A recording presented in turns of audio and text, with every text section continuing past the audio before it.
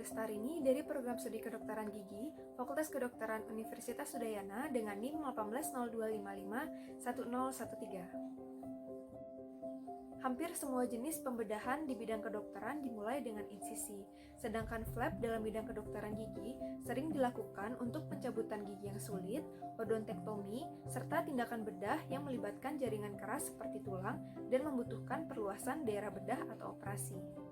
Setelah dilakukannya insisi dan membuka flap, maka perlu dilakukan suturing atau hecting untuk mengembalikan flap ke bentuk awal atau semula. Dalam bidang kedokteran gigi, fungsi suturing atau hecting adalah yang pertama untuk mengontrol perdarahan atau sebagai fungsi hemostatik. Yang kedua adalah untuk menutup flap, yang ketiga adalah untuk mengembalikan flap ke posisi semula, dan yang terakhir adalah untuk mencegah terlepasnya blood clot pada soket bekas pencabutan atau pasca ekstraksi. Dalam video kali ini, saya akan mempraktikkan mengenai beberapa teknik insisi, flap, dan suturing yang biasa digunakan dalam bidang kedokteran gigi. Apa saja tekniknya? Yuk simak video berikut. Armamentarium yang dibutuhkan pada proses insisi, flap, dan suturing adalah needle holder yang berfungsi untuk memegang jarum jahit saat proses suturing, pinset chirurgis untuk memegang jaringan, gunting benang medis untuk memotong kelebihan benang, blade untuk memotong jaringan saat insisi. Blade yang digunakan adalah blade nomor 15, dan scalpel yang berfungsi untuk memegang blade. Mukosa pad sebagai media suturing, jarum dan benang jahit untuk suturing, dan bacon sebagai tempat alat-alat. Alat pelindung diri berupa handscoon dan masker. Blade dipasang pada scalpel menggunakan bantuan needle holder seperti yang terlihat pada video sampai terdengar bunyi klik. Scalpel dipegang seperti memegang pena dengan menggunakan jari 1, 2, dan 3. Di mana teknik tersebut disebut dengan teknik pen grabs. Needle holder dipegang menggunakan jari ke-1 dan ke-4 seperti terlihat pada gambar. Jari 2 dan 3 digunakan sebagai stabilisator.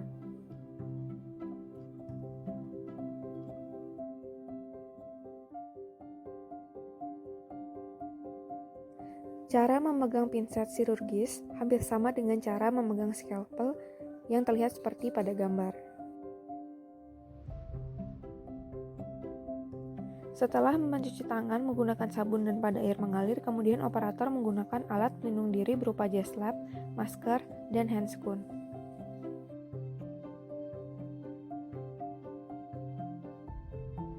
Insisi linier merupakan insisi berupa satu garis lurus yang biasanya digunakan pada incisional biopsi, insisi pada ekstirpasi mukokel, insisi pada enukleasi kista, operasi sinus, dan lain sebagainya. Kedalaman insisi berkaitan dengan batas dasar tempat operasi atau bedah yang bergantung pada tindakan yang akan dikerjakan. Insisi triangular merupakan insisi envelope yang dikombinasikan dengan insisi oblique atau sayatan miring, di mana sayatan miring dapat dibuat di sisi mesial atau distal sesuai dengan keperluan, yang dimulai dari ujung insisi marginal menuju ke arah fornix dengan membentuk sudut kurang lebih 120 derajat dengan insisi marginal. Flap jenis ini sering digunakan untuk odontektomi gigi molar bungsu rahang bawah, di mana flap angular hanya dapat dilakukan di bagian bukal atau labial, dan kontraindikasi untuk bagian lingual atau palatal karena memiliki risiko terpotongnya arteri, vena, dan saraf penting lainnya. Insisi trapezoid merupakan insisi marginal yang dikombinasikan dengan dua insisi oblik pada kedua ujungnya. Insisi trapezoid sering digunakan pada bagian anterior maksila dan mandibula seperti pada ekstirpasi kista, apikoektomi, apex reseksi, odontektomi gigi premolar, caninus, incisivus, dan gigi supernumerary. Insisi sirkular digunakan pada saat melakukan operasi marsupialisasi mandibula. Dalam video kali ini, insisi sirkular digunakan untuk pembuatan simulasi soket gigi pasca pencabutan.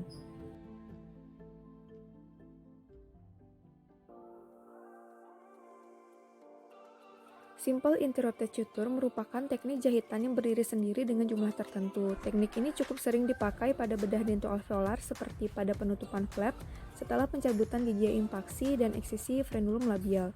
Keuntungan teknik ini adalah kuat, tiap jahitannya bebas sehingga bila salah satu jahitan terlepas tidak akan mempengaruhi jahitan yang lainnya serta dapat membuat bermacam-macam jarak antara tiap jahitan dengan luka.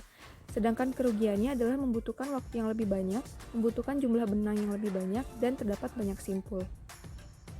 Teknik simple interrupted dilakukan dengan cara melakukan penusukan jarum secara tegak lurus pada sisi flap dengan jarak antara 0,5 sampai 1 cm dari tepi luka dan sekaligus mengambil jaringan subkutannya. Kemudian dilanjutkan dengan sisi yang stabil dengan jarak yang sama, yaitu 0,5 sampai 1 cm. Kemudian lakukan simpul dengan cara sisi benang yang terdapat jarum diputar 2 kali ke depan needle holder, kemudian big needle holder menjepit benang yang bebas. Selanjutnya benang ditarik hingga membentuk simpul. Selanjutnya sisi benang yang terdapat jarum diputar 1 kali ke belakang needle holder, kemudian big needle holder menjepit benang yang bebas, kemudian benang ditarik hingga membentuk simpul.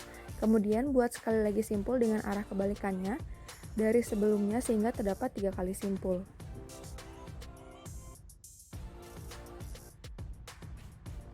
Teknik ini dimulai seperti halnya pada teknik simple interrupted.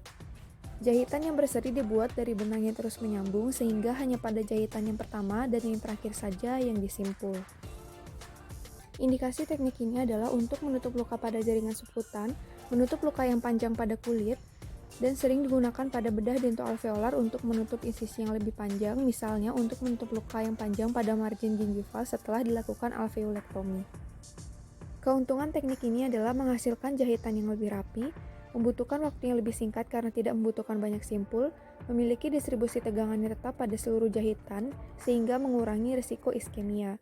Namun memiliki kekurangan yaitu apabila terjadi kerusakan di mana saja sepanjang benang tersebut dapat membuat jahitan terlepas dan luka dapat terbuka.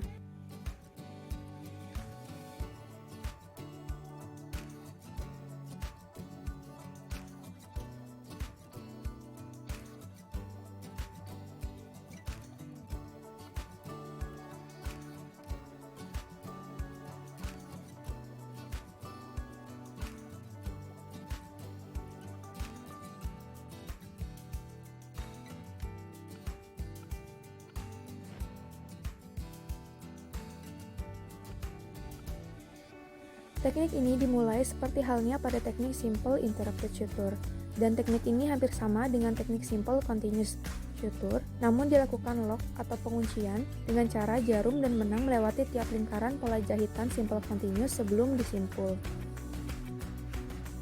Kelebihan teknik ini adalah dapat memberikan adaptasi yang rapat pada jaringan dan jahitan lebih kuat, namun memiliki kekurangan yaitu apabila terjadi kerusakan dapat membuat jahitan terlepas semua dan luka dapat terbuka.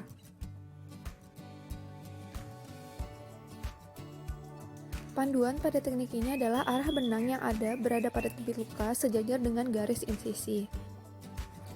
Indikasi teknik ini adalah untuk penutupan rongga kista, penjahitan luka pasca pencabutan gigi, penjahitan luka membran mukosa pada penutupan fistula, dan pengangkatan fibroma dan bedah palatoplasti. Keuntungan teknik ini adalah hasil suturing yang cukup kuat dan mampu mengembalikan ketegangan ekstrinsik luka, namun memiliki kerugian yaitu suplai darah yang seringkali mengalami konstriksi untuk tepi insisi.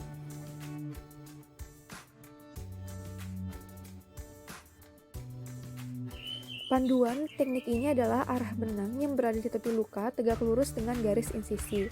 Teknik ini dilakukan dengan cara menjahit secara mendalam di bawah luka, kemudian dilanjutkan dengan menjahit pada tepi luka. Indikasi teknik ini adalah penutupan luka yang lebih lebar dan membutuhkan tarikan sedikit lebih besar. Keuntungan teknik ini adalah mengurangi dead space dan mengurangi ketegangan luka serta memaksimalkan eversi luka, namun memiliki kerugian yaitu lebih banyaknya terbentuk cross mark.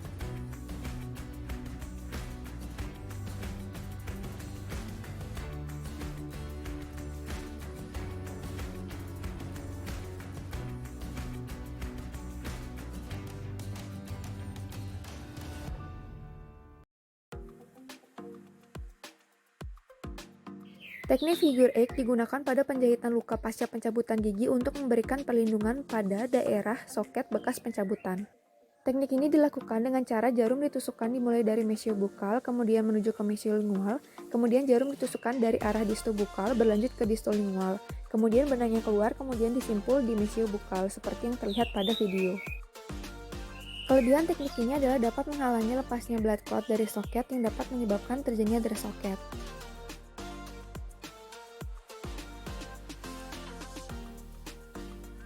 Suturing pada flap triangular dan trapezoid dapat dilakukan menggunakan teknik simple interrupted suture.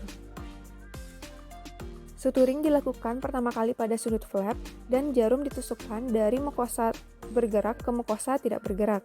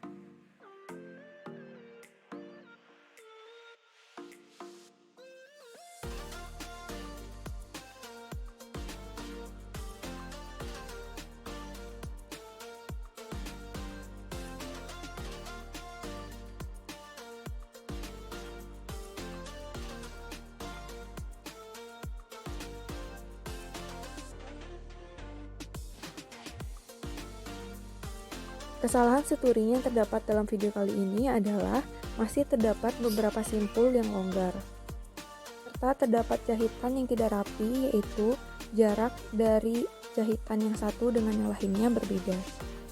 Dan kesalahan dalam insisi di mana insisi sirkuler kurang rapi.